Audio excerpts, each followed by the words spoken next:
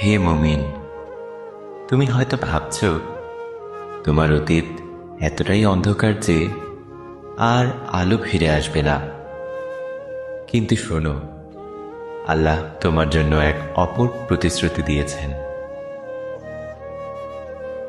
পবিত্র কোরআনের সূরা আল ফুরকানের ৭০ নং আয়াতে মহান আল্লাহ তাআলা বলেন, যারা তওবা করে, ঈমান আনে ও সৎকর্ম করে, আল্লাহ তাদের মন্দ কাজগুলোকে নেক কাজের দ্বারা পরিবর্তন করবেন।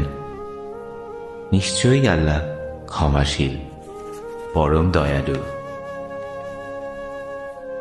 তোমার অতীত তোমার শেষ নয়, তোমার তওবাই তোমার নতুন শুরু।